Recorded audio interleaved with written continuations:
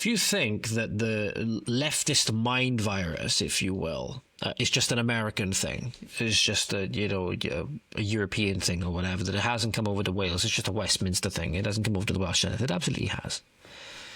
As Welsh Senate members feel so emboldened that they feel as though they can refer to their fellow people as animals, ladies and gentlemen. So, Mabon ap Gwynfor AS, he's a member of the Plaid Cymru for the Welsh Parliament of Diffour Meirionnydd, right? He made a post that I responded to. Which was of the Senedd Waste page, which I often use as a source reference, right? One of the big policies that is getting a lot of division in Wales at the moment is the nation of sanctuary. From what I understand, most people do not want Wales to be made a nation of sanctuary. They do not want just an unchecked number of random people coming here, right? Because they understand how much that it will mean for their demographics. They understand how much it'll mean for their culture. They understand how much it'll mean for other things like language and, social cohesion. They understand how much it'll mean for their democratic rights and how much it will actually take away from them, ladies and gentlemen. Good way to think about this, ladies and gentlemen, with regards to immigration, is that there are only a certain number of people in the Senate, because there are only in Parliament, there are only a certain number of constituencies. And there's a certain number of people within those constituencies, right? So if you divide it down, you can work out within one constituency how much each person, right, has in terms of a vote share, if you will. Now, again, I'm not going to throw out any numbers because I can't think of any hypotheticals off the top of my head, but basically, when you have, 100%, let's just say it's 100% English, i.e. Anglo-Saxon descent, true blood English people within a certain community. Let's just say that. Or Welsh or Scottish, whatever. You can place this hypothetical anywhere. 100% French people in a certain French constituency. It's purely ethnically homogenous, right? Well, they know that they group, if you will, their ethnic group gets they might not agree on everything, but they get 100% of the vote share of that community. Well, what happens when a bunch of people come in, right, and come into their communities? The population's gone up. The vote share hasn't changed because they all get one representative which they elect. Now the vote shares has to be split among fewer. So now each person's vote is worth less. I think people will intuitively understand this. So they know that if you were to get a mass influx of people in all of the constituencies of Wales, for example, that make up where these MSs come from, your ability to assert your voice and assert your right by voting is going to be drastically impacted. If all of a sudden, if you have a community of, 1,000 people, and you bring in 1,000 more, and this is being conservative, as we'll see in a moment, you bring in 1,000 more and you put them in that community, well, now the 1,000 people that were there before that might be able to trace their ethnic heritage back generations, thousands of years, now have the same vote share as a bunch of people that have just got here, and their vote share, which they had before, has just been halved. That's just pure maths, right? That's why a lot of people intuitively understanding this might not be able to explain it in that way, but understanding why being a nation of sanctuary is bad. They see California, they see all of these other quote-unquote sanctuary cities and sanctuary states that are absolute apocalyptic hellscapes, right? And they decide they don't want that for their community. So some of the parties that have come out against this, that the Senedd Waste guys have catalogued, are Plaid Cymru, Labour and the Liberal Democrats. They come out for this policy, People who have come out against it are Reform, Conservatives, Abolish and Gwlad. And they said Plaid, Labour and the Liberal Democrats are the anti-Wales parties. Strong words. Words that I tend to agree with. Mabon, or Mabon, however you say it, clapped back at this post, saying, wanting Ukrainian refugees to stay in Ukraine and face unimaginable suffering from Putin and his thugs, snapshot. For Doge Wales, Reform, Conservatives and Gwlad. Notice they missed out abolish there, though. Notice they missed out abolish rather conveniently. So, the comments then saying, we see you're shouting Putin again, nobody's buying it. Desperate stuff from a party that's being exposed before our eyes. And I actually quoted this post as well, ladies and gentlemen, because I quoted it with what the nation of sanctuary is actually a cover for. And that is, in my opinion, a policy to nothing less than, as we've seen in England with the mass immigration policies, to ethnically cleanse Wales, if you take it to its logical conclusion. I said, in response to this, taking a bit of a pot shot at it, right? You're as bad as Putin if you object to Wales being flooded with millions of Afghans. Lol, okay, bro. That's what I said. And here's what Mr. Mabon, Mr. Gwynfor, clapped back with. You'll see my post at the top now. And this is the post that I shared on X as well. So as you'll see here now, ladies and gentlemen, is Infinite Wisdom likened me to a dog by saying, Chihuahua sent to bark. This is an elected representative of Wales because, admittedly, I've done it in quite a belligerent and mocking way, mocking the globalist baby for what it actually is, calling a Welsh resident a dog. Not to mention, ladies and gentlemen, it's meant to be particularly insulting and demeaning, which speaks to how they view people as their political opponents disagree with them. Because, as you know, a Chihuahua tends to be associated with a dog that's particularly yappy, annoying, and small. Right? So it's just pure insult. There's no eloquence to it. There's no argument to it. There's no refutation of what I said. Right? Because he can't refute what I said. Notice he didn't call me a liar, ladies and gentlemen, because he can't call me a liar. Because the words that I used come straight from our politicians themselves, ladies and gentlemen, namely the liberal females. So, why was I referencing, quote-unquote, millions of Afghans? Because Slynos Medi suggested that, without outright saying, but you don't need to connect too many dots to see exactly what she meant, the millions of Afghans should be allowed to move to and live in Wales. Those are the situation they have to deal with out there. Again, under the guise of empathy, under the guise of empowering women, under the guise of saving women from the evil patriarchy, and so on. I'm not making the claim that women out in Afghanistan have a good quality of life whatsoever, but I don't see why that should be made the Welsh people's problem.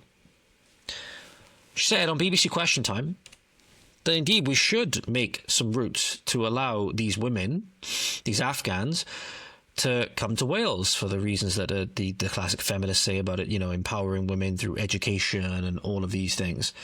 So this was her on BBC Question Time giving that exact, although I tried to dress it up and maybe hide it a little bit. She didn't outright say we should allow tens of millions of Afghans to live in Wales, but you need to look at the population of Afghanistan and understand how many women it would be to understand that that's exactly what the logical conclusion of this would be.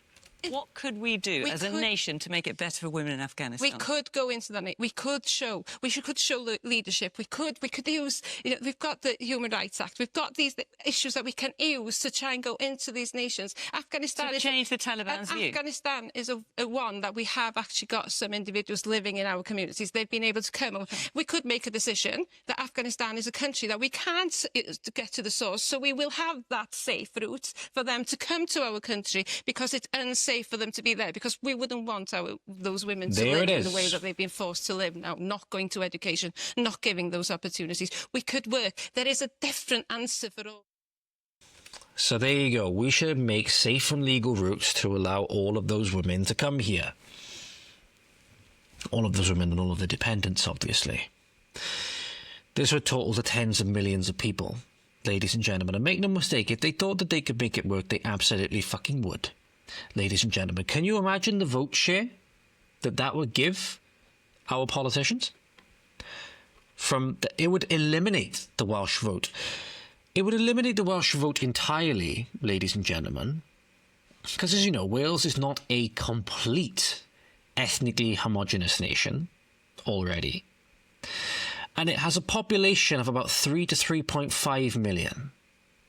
It's not like in England, for example, where you've got a population, according to the 2024 census, of nearly 70 million, whereby already that would then, assuming that they were all native English people, which they're obviously not, right, is over half, is going to be over half the population, or about half the population.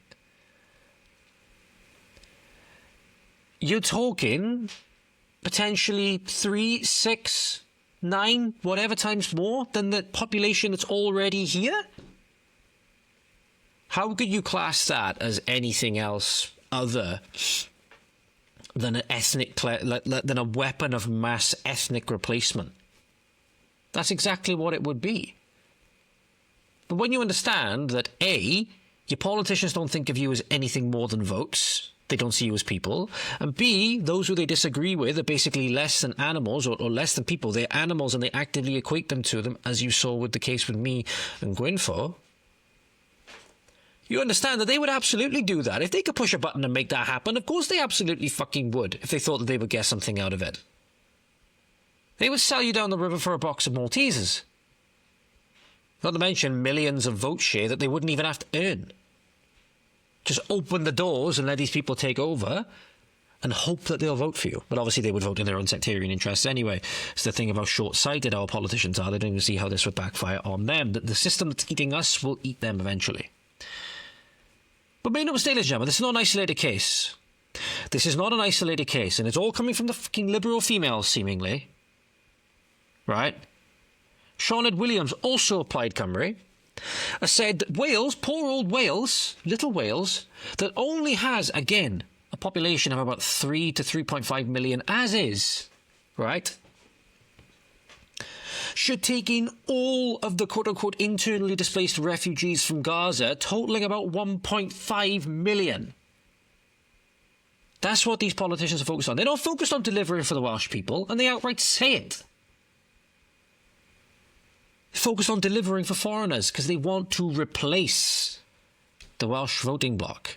They want to replace the Welsh people with people that will vote for them and vote in their interests.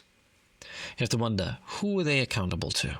Who are they really accountable to, ladies and gentlemen? Here's that video for you. Is Wales ready and willing to welcome all refugees from Gaza, and not only those with British passports? There are 1.5 million internally displaced people in Gaza, which is more than half of the population, and half of all housing in the besieged Gaza Strip has already been destroyed or damaged. Scotland's First Minister, Humza Yousaf, along with City of Sanctuary, has called on the UK government to welcome Palestinian refugees to the UK and for the international community to commit to a worldwide refugee programme for the people of Gaza.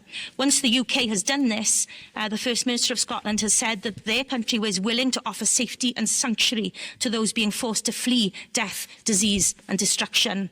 Within the Nation of Sanctuary and Asylum Seeker Plan, one of the actions points are continue to promote Welsh values of welcoming those fleeing violence and persecution of war. So given this, what discussions have you had with the UK government regarding the creation of a refugee resettlement scheme for those in Gaza who want to and are able to leave? Do you echo the calls of Humza Yousaf? Is Wales ready and willing to welcome all refugees from Gaza, and not only those with British passports, especially given the Tory Westminster government's determination to break international law to enact its cruel immigration policies? So you're seeing the problem there, ladies and gentlemen, is the international law part. It's outright saying there that Wales apparently has obligations greater than itself based on laws that it has no say in, and then it has to be flooded with people that would, if they were to be put in all of our communities, would drastically reduce the electoral power that we have via the vote that we have, which is already flimsy at best. You already see how disaffected people are with the democratic system because they've seen how it's been gamed, they've seen how they've been conned with it. I'm not saying that as a person that really wants any other system, when obviously when done well by morally virtuous people, which again, it's really moral and virtuous nowadays. They killed the last guy who was potentially the most moral and virtuous that we've seen in recent memory. You know, democracy is the worst form of government except for all the others, Winston Churchill famously said. But this is what your politicians are focused on. When this is what your politicians are focused on, what the hell are you supposed to feel? What the hell are you supposed to do? When everything in the Senate seemingly is about everything that is nothing to do with Wales, nothing to do with its people, because they don't want to help its people. They don't want to help its people. You can't blame people for getting very disaffected with the democratic system. I made no mistake, what you're seeing in England, especially at the moment, in areas of Scotland as well, and people are feeling it in this country as well, is something akin to the dying stages of the Weimar Republic. And that's a scary time. That's a scary time, ladies and gentlemen. It does seem that in the near future, it's only going to go one of two extreme ways, for better or for worse, because people are getting sick and tired of it. If you enjoyed that clip, then make sure to go on over to the Voice of the Valleys X page at VOT_Valleys on X. We're also on Instagram at Voice of the Valleys. Be sure to like, share, subscribe, comment, all of that good stuff. Thank you so much, and we'll see you again soon. Godspeed.